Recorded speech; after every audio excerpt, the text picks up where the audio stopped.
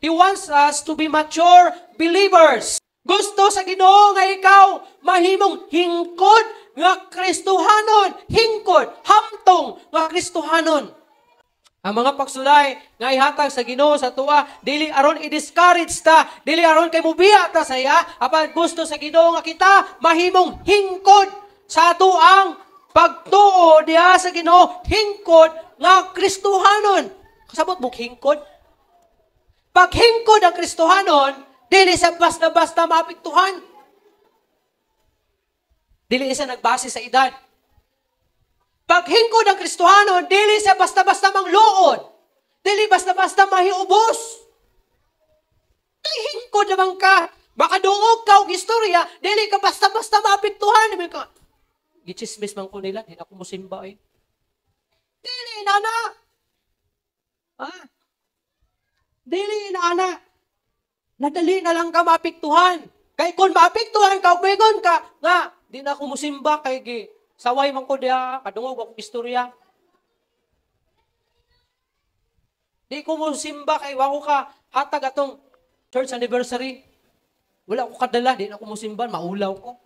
Pagkabata pa sa imong pagtuo sa Ginoo, sa bukid, I remember, maayo kayong sabot. Kay magsabot, beta karong Domingo. Sa ato ang church anniversary. Advance ako daag pahibalo. Sa bukid, daghan o ginana. Manaan pag-abot sa meeting. Pero pag-abot sa celebration, may kalimot sa saad. O niya, mautoy mahimong ground para mubiya sa simbahan. Nga siya may nagsaad. Siya po'y nagpakya siya saad. Kanya ang nahimong rason sa iyang pagbiya sa simbahan. Kaya siya katuman sa iyang saad. Pagkalinghod nga klase nga pagtuo. Walang kakadala sa imong gisaad, di na ka musimba. Nya dito ka tugpas may kasimbahan. Nya pag-abot sa panahon nga manaad ka dito nya mapakyas mo kang ngitan pag lain simbahan. Nya mahimo kang libuter ani. Kabalo mo langaw. Ngun nila kadang langaw nga pulag lubot, sige no nag ambak-ambak. Sige dog balhin og tugpahanan. Ayaw sundo ka na. Mana ko na ay mag-commit sa inyo karon Sunday na mao ninyo dalahon. Kung magpakyas ka man, wala tayo mahimo na. Kaya tagal mga sirkumstansya. Alang nga ihawon ka. May para lang yun makahatag ka. Kung saan po, nagsaan si Rizami o Iman o Litson. O niya, kung mapakyas siya. Di na ito sila Litsonon.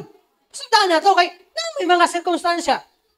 Kaya kung nanaan sila karon kay abundansya. Niya pag-abutan ng dol-dol na kay nagpait na. Alangan ipalit niya daan ng Litson atong abundansya pa siya. Mapanos. Madaot. Diba? Ano na siya? Dili unta, mahimong ground na ikaw mo talikod, na ikaw mo biya, na ikaw mo mabugdaw, kay wala ka nakatuman sa imong saan. O kung nasayran po ni mo, nga mauna imong kaluyahon, nga maluya ka, kung di katuman sa imong saan, di tumanon na imong saan. Kaya kabalo man ka mo na imong kaluyahon. Ano lang kasimpol, ano lang kadali.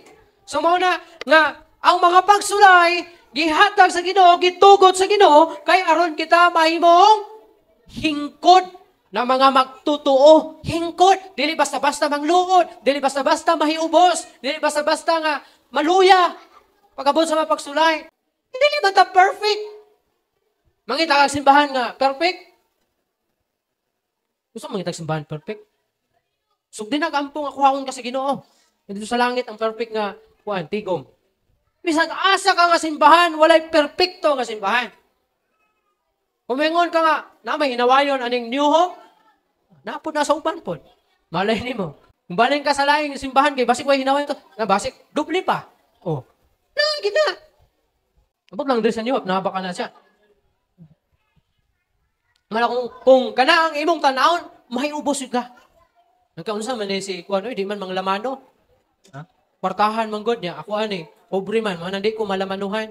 Hindi na ako musimbaw hindi man ko tagdon diya sa inyo.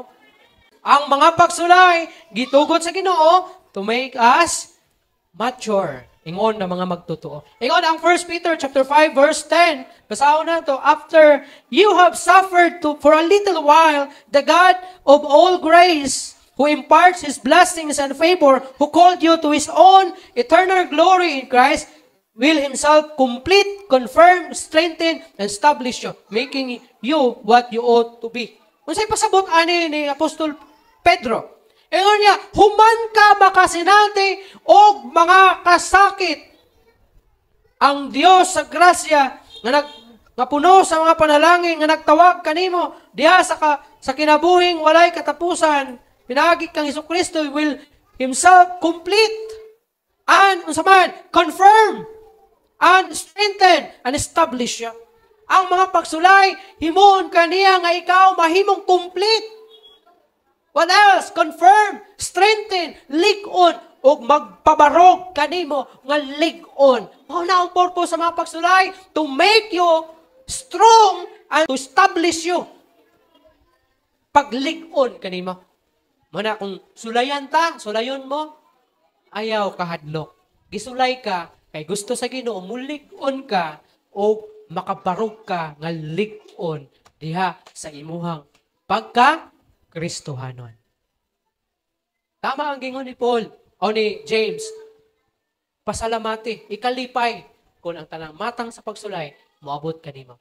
Kay dunay maayo nga epekto nga mahatag diha kanimo kung moabot kanimo ang tanang matang sa mga pagsulay.